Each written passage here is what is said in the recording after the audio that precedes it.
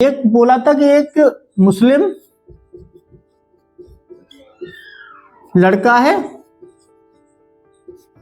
और मुस्लिम लड़की, वो हिंदू लड़की है, ठीक है।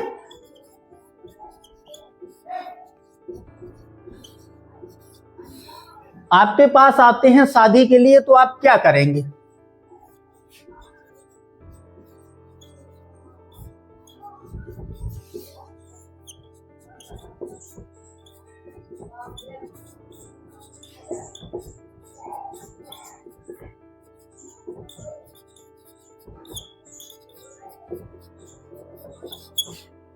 पहली बात मेरी है कि याद रख लेना बहुत अच्छी तरह, इंटरव्यू में एक साहस की जरूरत होती है।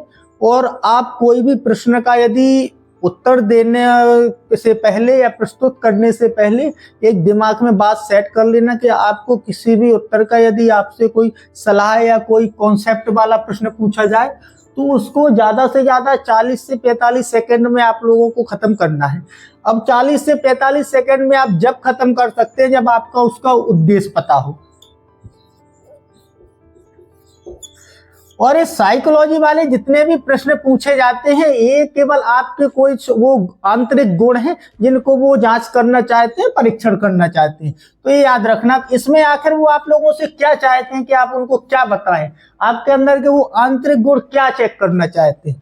तो पहली बात तो इसमें आप लोगों के, एक मैं 2 शब्द बता दूं आपको कि एक होता है IQ, एक होता है EQ। IQ होता है इमोशनली क्वाशिएंट, बौद्धिक स्तर।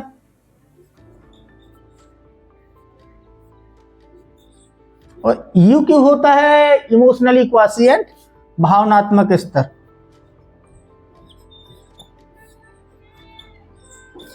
केवल इसी की जांच की जाती है। आप कोई भी साइकोलॉजी वाला जो भी प्रश्न हो उसको आपको रटना नहीं है, आप केवल इसको एक वैल्यू के तौर पर देखेंगे। किसी भी शब्द, किसी भी प्रश्न को आप लोगों को अब इसमें यह देखना है कि पहले तो वो आपका ये परीक्षण करना चाहते हैं कि आपको सर्वधर्म समभाव का आपके अंदर वैल्यू है, आपके अंदर कहीं धार्मिक अतिवादिता तो नहीं है, धार्मिक कट्टरता तो नहीं है। पहला गुण इसमें वो आपका जानना, परीक्षण करना चाहते हैं। दूसरा आपको अधिकार, कि आपको भारत देश के नागरिकों के अधिकार पता है कि नहीं पता है। तीसरा आपका निर्णय क्षमता।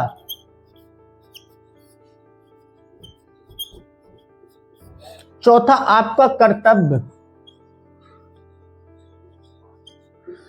अब ये कैसे इतना सारा एक प्रश्न से निकल जाता है कि इन 4 चीजों का परीक्षण वो आपसे करना चाहते हैं केवल एक प्रश्न से। आपका उत्तर केवल 4 लाइनों का होना चाहिए, ज्यादा से ज्यादा 30 से 35 सेकंड। ऐसे प्रश्न कोई भी है, मैंने आप लोगों से बोला कि यदि आप लोग एक साधारण इंटरव्यू देते हैं तो आपका 8 से 10 मिनट चलेगा। यदि आपने अच्छा परफॉर्मेंस किया तो 12 से 15 मिनट तक आपका इंटरव्यू जा सकता है, क्योंकि उनको आपसे जैसे ही बात करने में मजा आने लगा या अच्छा लगता है तो फिर वो खींचते हैं। बाकी सिलेक्शन तो आपका उतना ही, एक ही प्रश्न से निर्धारित हो जाता है कि आपका सिलेक्शन हो गया, लेकिन वो आपका ज्यादा इसलिए खींचते हैं कि ज्यादा से ज्यादा इस बच्चे के बारे में जान सके, इसके ज्ञान का हम परीक्षण कर सके। तो पहली बात तो आपका क्या है कर्तव्य। यदि आप धर्मगुरु बन रहे हैं या कोई किसी भी धर्म के हैं, आपको हिंदू मुस्लिम से कोई लेना देना नहीं रखना है। यहाँ पहला हमारा पॉइंट है, अधिकारों पे देखेंगे। पहली बात तो हमारे संविधान में 18 वर्ष से यदि जो भी बालक बालिका ऊपर है उनको राइट ऑफ फ्रीडम है, स्वतंत्रता का अधिकार है, एक आप लोग जानते होंगे। वो अपनी मर्जी से शादी कर सकते हैं, चाहे वो किसी भी धर्म में कर सकते हैं, कोई धर्म का इसमें बैरिकेड नहीं होता है। तो पहला प्रश्न आपका ये है। दूसरा आपका कर्तव्य शादी कराना। यदि जितने भी सारे सीमाएं हैं वो फुलफिल करते हैं, तो जो भी शासन के द्वारा नियम बनाए गए हैं हिंदू मुस्लिम की शादी में, या कोई जो भी आप लोगों के कोई मुस्लिम लड़की या हिंदू लड़की का आप लोगों को ये पता होना चाहिए कि कोई भय दबाव, ऐसा कोई लालच लोभ के द्वारा तो नहीं किया जा रहा है। यदि आपको ये सारी चीजें क्लियर हो जाती हैं तो आप लोग बिल्कुल शादी कराएंगे, ये आपका कर्तव्य है। अब यहाँ सर्वधर्म समभाव, इसलिए कहीं आप धर्म के, अन्य धर्म की लड़की या आपके धर्म की लड़की है, मान लो हिंदू की, और मुस्लिम का लड़का है, तो कहीं ऐसा तो नहीं है कि आप धार्मिक कट्टरता से इसका विरोध कर लेंगे, पहली बात। तो ये आपका हो गया यहाँ पे सर्वधर्म समभाव। अब एक निर्णय क्षमता जो डिसीजन मेकिंग होता है, ये सबसे ज्यादा चेक की जाती है हर प्रश्न में। कहीं आप डिलेमा होता है, एक इंग्लिश शब्द, उसको दुविधा बोलते हैं। किसी भी मुद्दे पर आप त्वरित निर्णय ले पाते हैं कि नहीं ले पाते हैं, इसका मूल उद्देश्य यही है। आप कहीं दुविधा में तो नहीं फंसेंगे कि आपका ये हिंदू की लड़की है और मुस्लिम को, क्योंकि अभी वर्तमान में आप जितने भी सामाजिक सोशल मीडिया पे हमारी वार्तालाप, जितनी भी बहस देखते होंगे, ये सारी कई कट्टरता वाली, धार्मिक कट्टरता, चाहे वो हिंदू हो चाहे मुस्लिम हो। मैं ये नहीं कहता कि हिंदू वालों का हो। यदि मान लो कोई मुस्लिम धर्मगुरु से ऐसे ही पूछ लिया जाए कि हिंदू लड़का है मुस्लिम लड़की है, उनका केवल आपका गुण, जो वैल्यू है, वो आंतरिक गुण परीक्षण करना है। बाकी आपको पता है कि आप लोगों को शादी में ऐसा कुछ होना नहीं है। केवल ये 4 गुण के आप अपना कर्तव्य का अच्छी तरह ईमानदारी से निर्वहन कर पा रहे हैं कि नहीं कर पा रहे हैं। आप सभी धर्मों को बराबर भारत के कानून के हिसाब से जो पंथ निरपेक्ष है, मान पा रहे हैं कि नहीं मान पा रहे हैं। आप निर्णय लेने में किसी भी ऐसे मुद्दे पे यदि कोई दुविधा वाला मुद्दा आ जाए तो आप इसका डिसीजन ले सकते हैं, तुरंत निर्णय ले सकते हैं। मान लो इसका पूछने का ये है कि यदि कहीं ऐसी कोई समस्या फंस जाए, मान लो किसी देश की सुरक्षा के स्तर पर, तो वहाँ आपका त्वरित निर्णय ज्यादा काम, क्योंकि वहाँ पे राष्ट्रपति और प्रधानमंत्री तो आपसे कॉल कर नहीं रहे हैं कि अब इस मुद्दे पर यदि किसी से युद्ध होना है तो आप ऐसा निर्णय लें।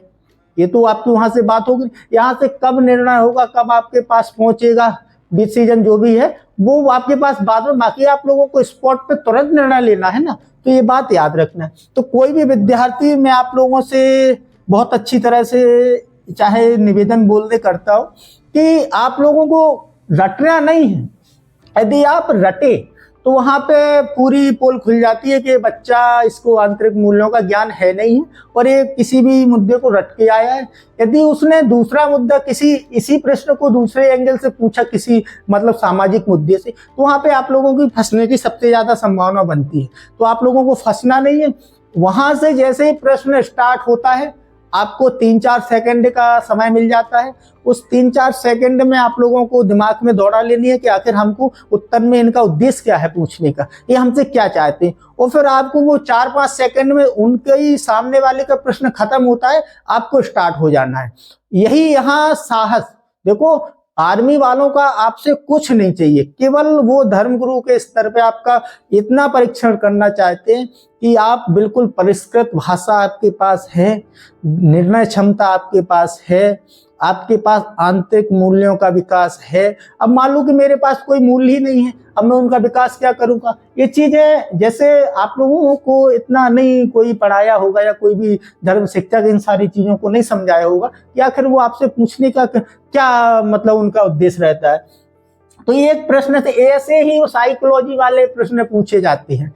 आपके हमेशा जो भी आप धर्म से हैं उसी के अगेंस्ट में उत्तर पूछे जाएंगे। यदि उसी के अगेंस्ट में आपसे प्रश्न किए जाते हैं तो आप लोगों का ये भावनात्मक स्तर चेक हो जाता है कि आखिर आप ऐसे कहीं, मान लो कि ऐसा कोई आपका घर से भी आतंकवादी हो गया, मान लो एक आपका भाई है वो आतंकवादी हो गया, अब आप सेना में हैं, आपका कर्तव्य है कि देश की रक्षा करें, नागरिकों की सुरक्षा करें, तो फिर आप उससे कैसे निपटेंगे। तो ये आपका कर्तव्य आपको पता होना चाहिए कि हम लोगों को किन चीजों को देखते हुए, किन अधिकारों को। बिल्कुल शादी करवा देंगे यदि इतनी शर्तें पूरी होती हैं तो हमको शादी करवाने में कोई हर्ज नहीं है। इनका पर्सनल राइट टू फ्रीडम, इनका अधिकार है कि हम स्वतंत्र हैं, किस धर्म से कैसे ही है करने दो। ऐसे ही आप धर्म परिवर्तन पे आपको ऐसे ही सोच के देना है।